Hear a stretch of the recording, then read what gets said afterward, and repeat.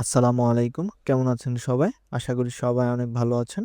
আলহামদুলিল্লাহ, আমিও অনেক ভালো আছি। তো আজকে আমরা কোনো স্ক্রিপ্ট নিয়ে আলোচনা করব না। আজকে আমরা আলোচনা করব আমাদের নতুন এক্সটেনশন নিয়ে। আমাদের যে নতুন এক্সটেনশনটা রেডি হয়েছে আপনাদের জন্য, সেই এক্সটেনশনটা নিয়ে আলোচনা করব। তো আমরা সেজন্য প্রথমে একটা ব্রাউজার ওপেন করে নিব। আমরা ক্রোম ব্রাউজারটা ওপেন করে নিচ্ছি এবং একদম ফ্রেশ একটা ট্যাব নিচ্ছি আমি, যেখানে আমি এর আগে কোনো কাস্টম এক্সটেনশন আমি লোড করিনি। প্রথমে আমরা দেখে নিব কিভাবে এক্সটেনশন লোড করতে হয়, তারপর আমরা দেখব কিভাবে এক্সটেনশনে কাজ করতে হয় এবং ব্রাউজারে আমরা যে যে কাজ করব সেই ব্রাউজারে কি কি সেটিংস রাখলে আমাদের কোনো ধরনের কোনো প্রবলেম হবে না।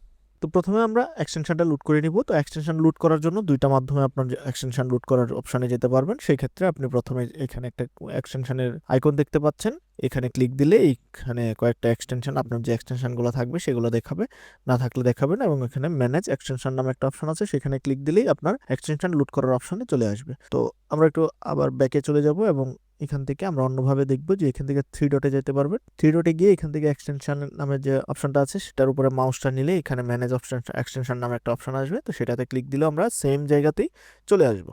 তো এখানে আসার পরে আপনি ডান পাশে উপরে কর্নারে দেখবেন এখানে ডেভেলপার মোড লেখা আছে। তো যে ডেভেলপার মোডটা যেটা সেটা অন করে দিবেন। তো ডেভেলপার মোড অন করার সাথে সাথে আপনি দেখবেন তিনটা অপশন চলে আসবে এখানে, লোড আনপ্যাকড, প্যাকেজ এক্সটেনশন, আপডেটস। তো আমরা এখানে লোড আনপ্যাকডে ক্লিক দিব। লোড আনপ্যাকডে ক্লিক দেওয়ার পরে যেই ফোল্ডারে আমাদের এক্সটেনশনটা থাকবে আমরা সেই ফোল্ডারে চলে যাব। তো এখানে দেখতে পাচ্ছেন আমার এক্সটেনশনটা, তো এই এক্সটেনশনের ভিতরে আমি যাব। যাওয়ার পরে এখান থেকে এটাকে আমি লোড করে দিব। তো এটা লোড করার সাথে সাথে দেখবেন এখানে চলে আসবে। এক্সটেনশনের এই বাটনে ক্লিক দিবেন। ক্লিক দেওয়ার পরে এটাকে আপনি এখান থেকে পিন করে রাখতে পারবেন, যেটা সবসময় সামনে থাকবে। তো আমাদের এক্সটেনশন লোড করা কাজ কমপ্লিট। তো এখন আমরা এক্সটেনশনটাকে একটু রান করব। তো রান করার আগে আমরা কিছু সেটিংস দেখে নিব। যেই সেটিংসগুলো আপনারা একটু চেক দিয়ে নেবেন যে আপনাদের এই সেটিংসগুলো আছে কিনা, না হলে আপনার অটোমেটিকলি ডাউনলোডটা হবে না। তো সেই ক্ষেত্রে আপনাকে যেতে হবে থ্রি ডটে। থ্রি ডট থেকে এই পাশে আপনি সেটিংসে যাবেন। সেটিংসে যাবেন, তো সেটিংসে গেলে এরকম একটা অপশন আসবে। তো এই পাশ থেকে আপনি নিচের দিকে আসলে এখানে ডাউনলোড নামে একটা অপশন আছে। তো এই ডাউনলোড অপশনে ক্লিক দিবেন। তো এইখান থেকে আপনি আপনার যে লোকেশন, ডাউনলোডের লোকেশন, সেটা আপনি চেঞ্জ করে দিতে পারবেন। এখানে আপনি একটা অপশন আছে যে আপনি প্রতিবার ডাউনলোড হলে সেটা আপনি ফোল্ডার সিলেক্ট করে দিতে চান কিনা। তো সেই ক্ষেত্রে এটা অনেকেরই অন থাকে, সেটা আপনারা অফ করে রাখবেন।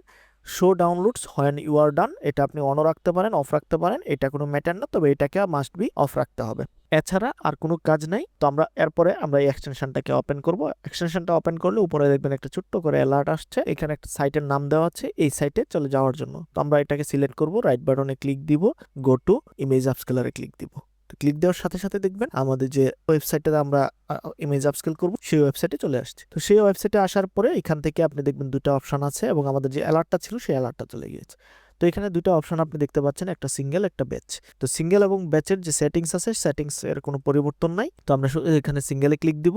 আমরা যদি একটা ইমেজ করতে চাই সেক্ষেত্রে আমরা সিঙ্গেলে ক্লিক দিব এবং চুজ ইমেজে ক্লিক দিব। তো চুজ ইমেজে ক্লিক দেওয়ার পরে আমি এখানে কিছু ইমেজ বানিয়ে রেখেছি, আমি সেখান থেকে একটা ইমেজ সিলেক্ট করে দিব। তো সিলেক্ট করে দেওয়ার পরে আমি একটা কাজ করব, সেখান থেকে এই যে ডাউনলোড ফোল্ডার আছে সেটা আমি আপাতত একটু চেঞ্জ করে কাজের সুবিধার্থে এবং আপনাদের সুবিধার ক্ষেত্রে আমি সেটা চিন্তা করে আমি একটা ফোল্ডারে নিয়ে যাই। আমি এখানে আপস্কেল নামে একটা ফোল্ডার বানিয়ে নিব।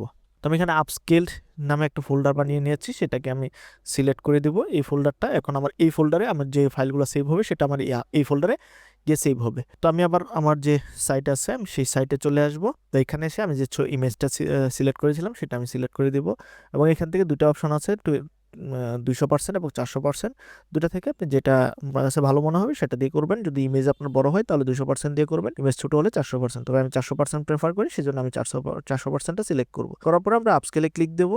আপস্কেলে ক্লিক দেওয়ার সাথে সাথে দেখবেন এই পাশে আপনার ইমেজের আপস্কেলিং এর প্রসেস সেটা স্টার্ট হয়ে যাবে। এই যে প্রসেসটা হবে সেই প্রসেসটা আপনার পিসির নেটওয়ার্কের স্পিডের উপরে এটা নির্ভর করবে।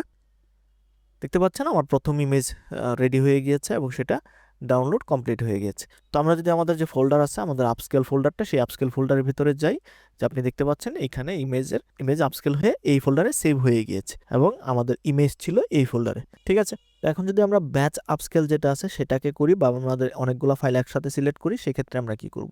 তো ব্যাচের জন্য আমরা এখান থেকে সিঙ্গেল যে অপশন আছে সেখান থেকে আমরা ব্যাচের অপশনে চলে যাব।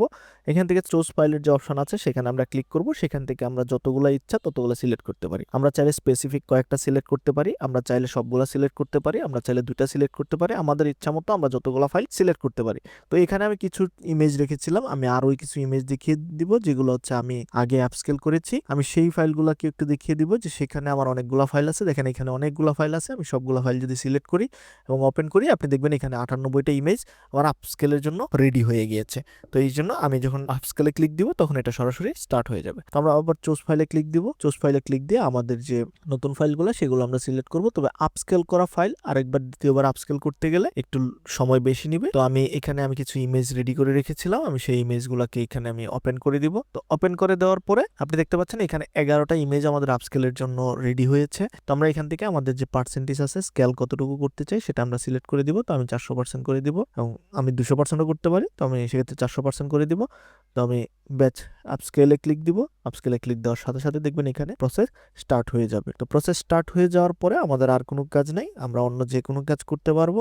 এইখানে তার প্রসেস সে করতে থাকবে। তো আপনি দেখতে পাচ্ছেন ভিডিওটা যেন লম্বা না হয় সেজন্য আমি ভিডিওটাকে একটু ফাস্ট করে দিচ্ছি। আপনারা দেখবেন একটা ইমেজ ডাউনলোড হওয়ার পরে আরেকটা ইমেজ অটোমেটিকলি স্টার্ট হয়ে যাবে। তো আপনারা দেখতে পাচ্ছেন যে এখানে আমাদের যে প্রসেস ছিল সেই প্রসেস কমপ্লিট হয়ে গিয়েছে। তো এভাবে মূলত আমাদের যে এক্সটেনশনটা আছে সেটা কাজ করে। তো আজকে এই পর্যন্তই, দেখা হবে পরবর্তী কোনো ভিডিওতে। আসসালামু আলাইকুম।